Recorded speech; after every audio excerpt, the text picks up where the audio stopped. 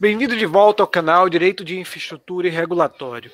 Hoje vamos falar sobre contratos de concessão e PPP irreequilibráveis, né? O neologismo se justifica porque era uma situação muito particular desses contratos que chegaram à situação em que não é viável promover o seu reequilíbrio econômico-financeiro. Para falar sobre isso, temos hoje um convidado muito especial, o advogado do Portugal Ribeiro Advogados e mestre em Direito pela Harvard Law School e também pela PUC-Rio, André Bogossian.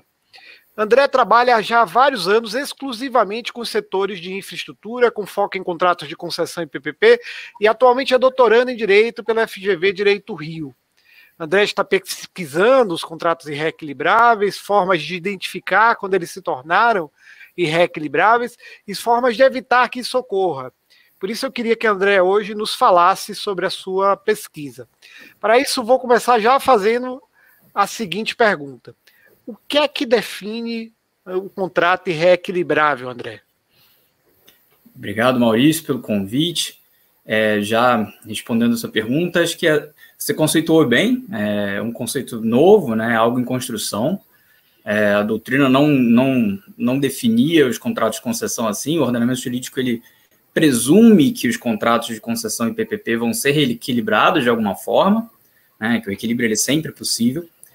Mas essa situação, que apesar de doutrinariamente não ter sido muito estudada, né, ela foi sempre possível, ela continua sempre possível. A pandemia trouxe um desafio adicional aos equilíbrios econômico-financeiros dos contratos de concessão e PPP. E acho que o elemento principal, foi o que você destacou, é a inviabilidade de você fazer um equilíbrio completo de um contrato de concessão e PPP. Né, um reequilíbrio que seja tanto econômico quanto financeiro. Aqui os ouvintes do seu canal certamente já aprenderam o que é um reequilíbrio completo, o que é um reequilíbrio incompleto. E um contrato irreequilibrável é aquele em que os meios comuns, as formas comuns de pagamento dessa compensação devido ao concessionário, que é o reequilíbrio econômico-financeiro, esses meios comuns pagamento pela tarifa, pagamento por prazo, pagamento pela redução do escopo de obras de investimento, pela redução dos níveis de serviço do concessionário. O contrato ele se torna reequilibrável quando esses meios comuns eles são inefetivos, né? Quando eles são inviáveis ou quando eles são inefetivos. Quando você simplesmente aplicar um ou mais desses métodos, um ou mais dessas formas de pagamento, não resolve o problema, não reequilibra o contrato, tanto sob a perspectiva econômica quanto pela perspectiva financeira. Tá. E já me vem assim à cabeça a primeira coisa, quer dizer, a inexistência do tema antes, né, de não haver antes a ideia de contratos irreequilibráveis, sinaliza para mim que é um tema que você está olhando a realidade financeira, né, a realidade econômica dos contratos. E malgrado a teoria do reequilíbrio ser entre nós a teoria jurídica, os juristas nunca olharam as questões econômica e financeira. Né? Por que você acha que só agora esse tema apareceu? Né? Não tenho uma resposta pronta para te dar. Acho que parte disso é um aspecto que você já mencionou na pergunta, né, que é o fato dos nossos juristas meio que estarem alheios a uma discussão econômico-financeira, né? O papel do jurista é simplesmente dizer o que o direito, né, a lei e o contrato dizem e não entrar nos detalhes. Isso ele deixa para a área técnica da agência ou para a área econômico-financeira da empresa, no caso do concessionário. Então, os próprios juristas que trabalham com concessões, em geral, não costumam lidar muito com esse aspecto, até um passado não muito distante, né, que esse tema, essa perspectiva ganhou força, né, entre nós, e esse tipo de discussão a respeito, uma discussão mais técnica, mais econômico-financeira a respeito das concessões veio ganhando força. Então, eu identifiquei essa possibilidade a partir de um caso concreto, né, de uma concessão que via a angústia do cliente quando ele perguntava a respeito das formas possíveis que poderia ser feito o reequilíbrio que era devido a ele, que ele imaginava que em nenhum dos casos ele seria plenamente contemplado, plenamente reequilibrado.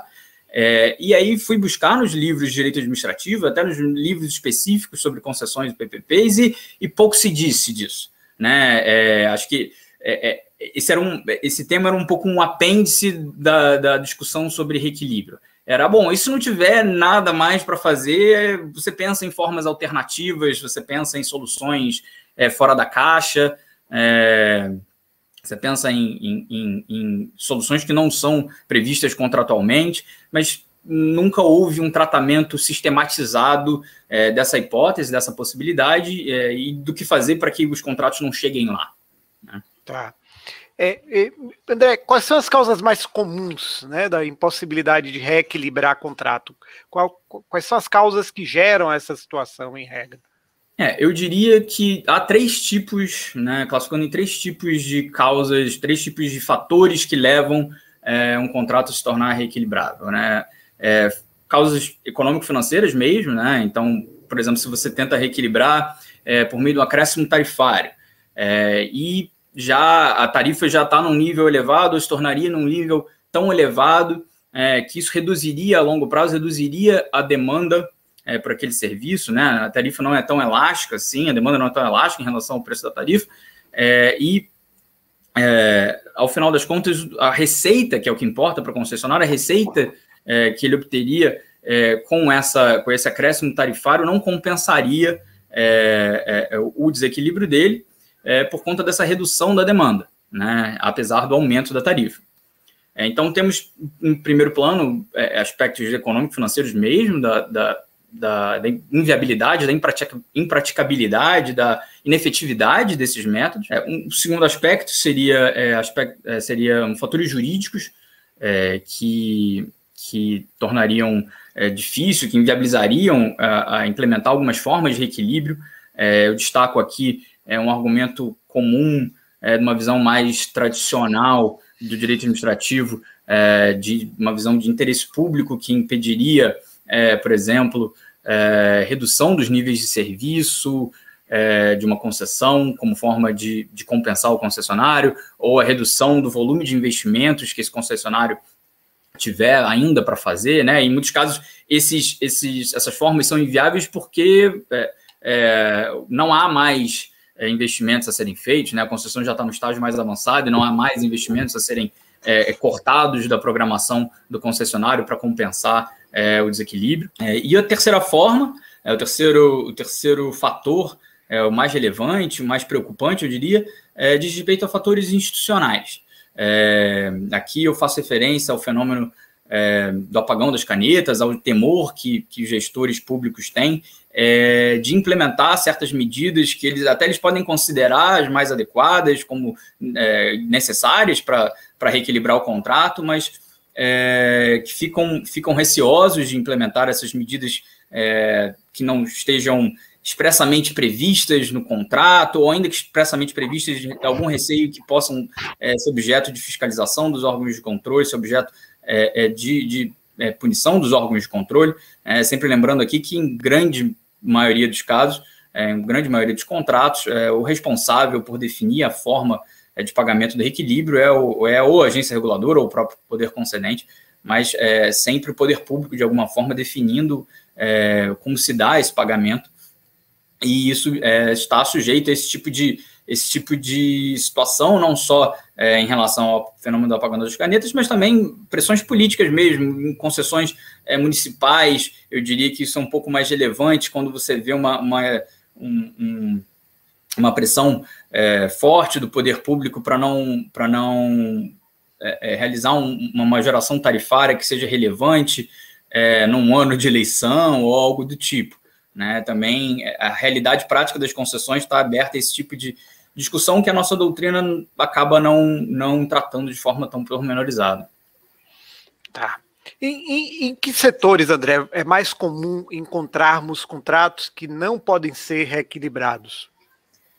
Olha, Maurício, eu não posso te garantir, não fiz essa pesquisa empírica ainda, acho que isso não está muito no escopo do meu projeto, da minha tese, fazer essa pesquisa entre os setores. Eu tenho a hipótese, tenho a intuição de que esses contratos sujeitos a uma regulação mais fraca, eu diria, então, muito possivelmente, contratos sujeitos à regulação, contratos de competência municipal, em sua maioria, estariam sujeitos a esses tipos de pressão, e também não só uma questão de setor, mas uma questão de tipo contratual, de espécie contratual. Eu acho que PPPs são mais vulneráveis a esse tipo de situação por um motivo simples, né? O risco relacionado à capacidade de pagamento de uma contraprestação do poder público, né, do concedente município, é relevante, né, nesses casos e sendo a fonte principal das receitas do concessionário, torna o concessionário vulnerável a que que se identifique um desequilíbrio tamanho, que seja impossível o seu reequilíbrio pelas formas usuais. Ah, tá.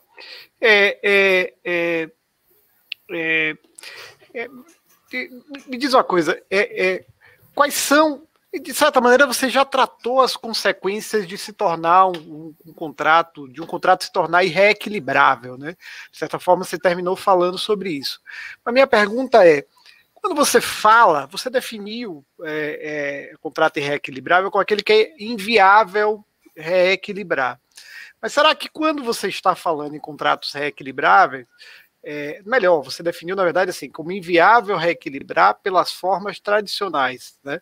O que quer dizer que há aqui um espaço para reequilibrar por formas não tradicionais, né? E aí me dá a impressão que você está falando da possibilidade, por exemplo, de reestruturar o contrato, ou do que na experiência internacional se chama de renegociação, né? Mas que entre nós, né, renegociação com o poder público é sempre uma coisa mal vista, né?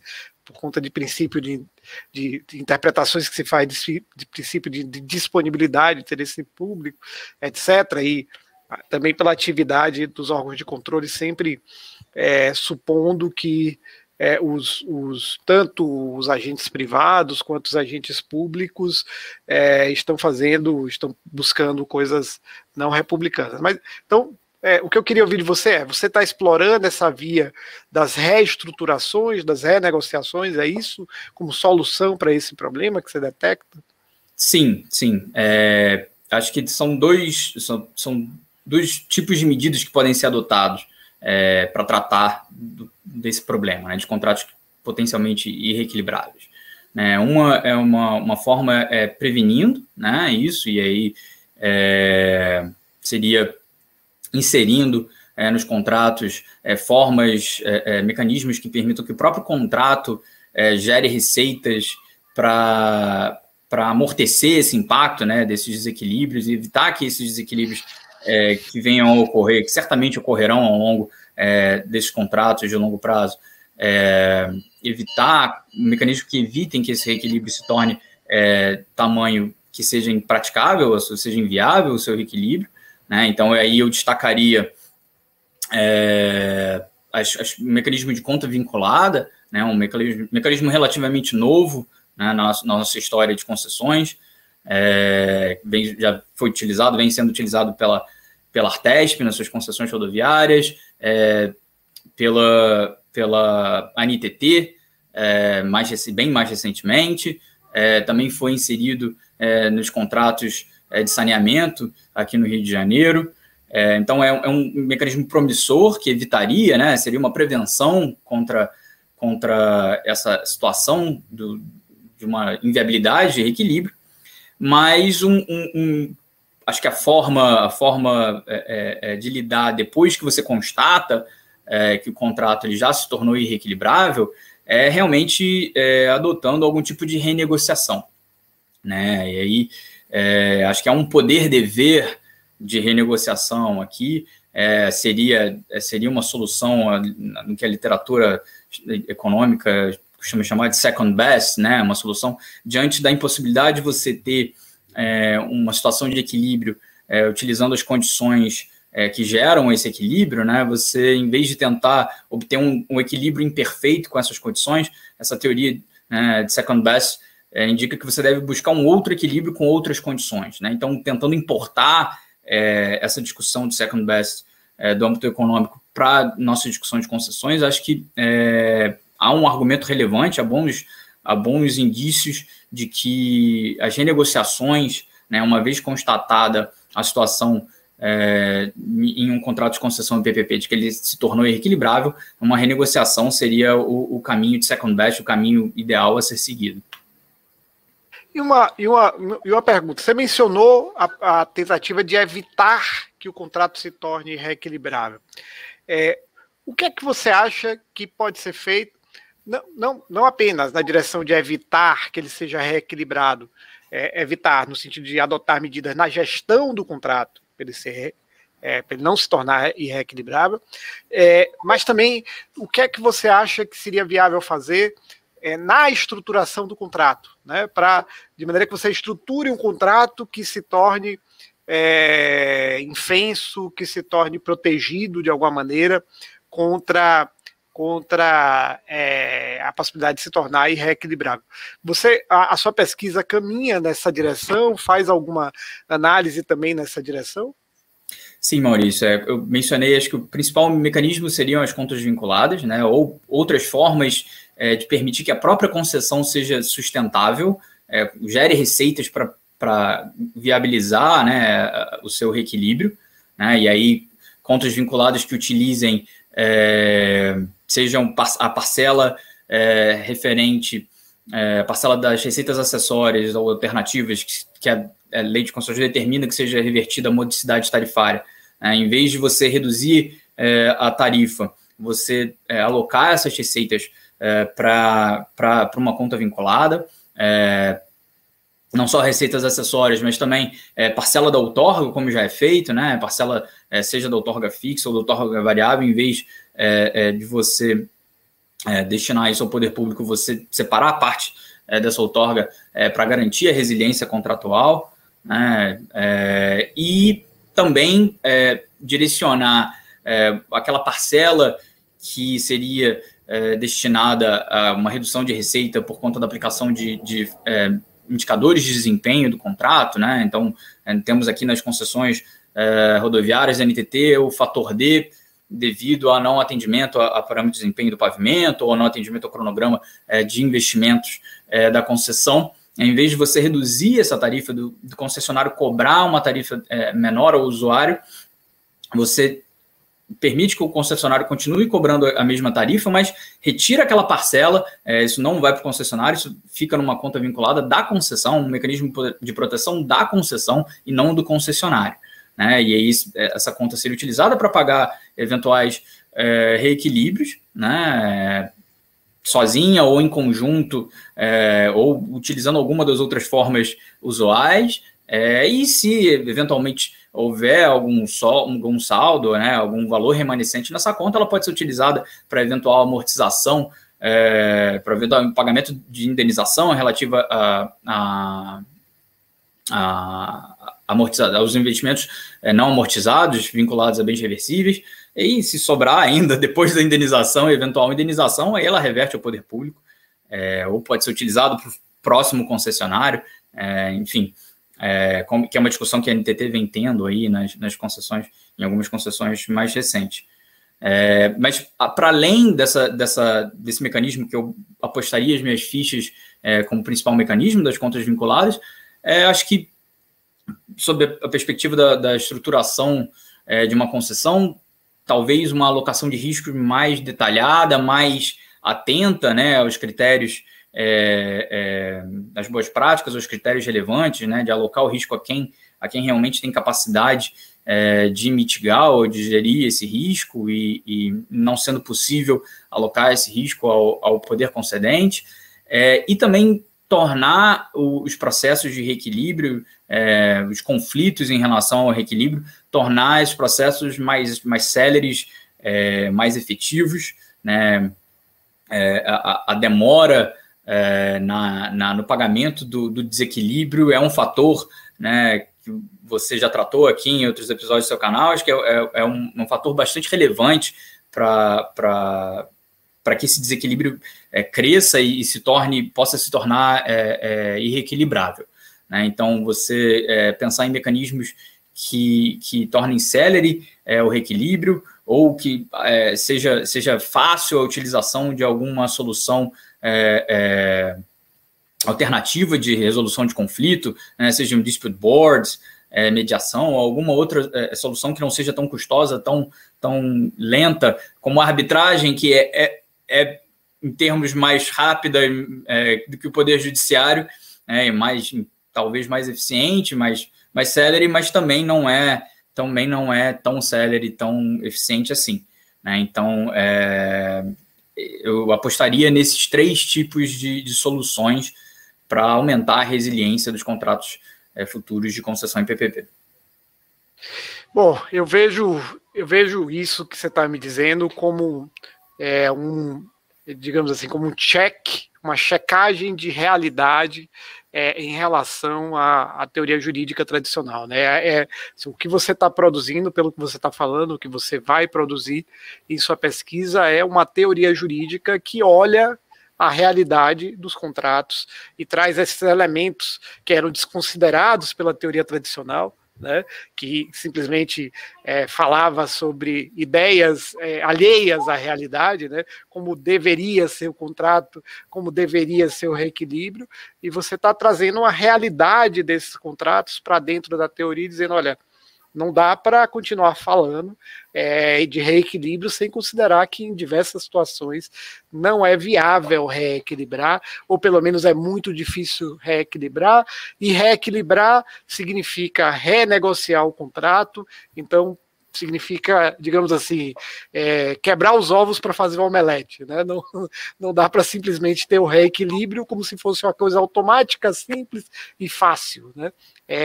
É a realidade entrando dentro da teoria jurídica, uma teoria jurídica que, lamentavelmente, até aqui foi muito alheia, né, à realidade. André, queria já lhe agradecer por essa conversa aqui, muito esclarecedora. Queria passar a palavra para você fazer suas considerações finais antes da gente encerrar por hoje. Obrigado, Maurício. De fato, a minha tese eu pretendo que ela conteste, que ela questione essa premissa, que é uma premissa tanto doutrinária quanto normativa, né? Na verdade, acho que não vou dizer a omissão, mas um ponto que não foi explorado na lei de concessões, em todo o ordenamento jurídico setorial, essa possibilidade, né? E a doutrina foi muito a reboque disso, nessa linha de que os juristas eles não estão tão preocupados assim com os aspectos econômico-financeiros de uma concessão, o que era a nossa realidade até não muito tempo, e ficou essa premissa, essa ideia de que uma concessão ela sempre seria reequilibrável de um jeito ou de outro, sempre talvez confiando na capacidade de pagamento do poder público concedente, né? O que a realidade mostra que não não é algo garantido, não é uma premissa que se sustente, né? Então, eu ainda estou nos estágios muito iniciais da tese, né? Ainda preciso definir melhor com o meu orientador, o professor Floriano de Azevedo, Martins Neto, como vai ser exatamente o projeto de pesquisa, né? Os detalhes da pesquisa, mas certamente o propósito é questionar essas premissas teóricas e normativas adotadas entre nós. É isso, acho que estou satisfeito aqui também, te agradeço bastante o convite e a conversa.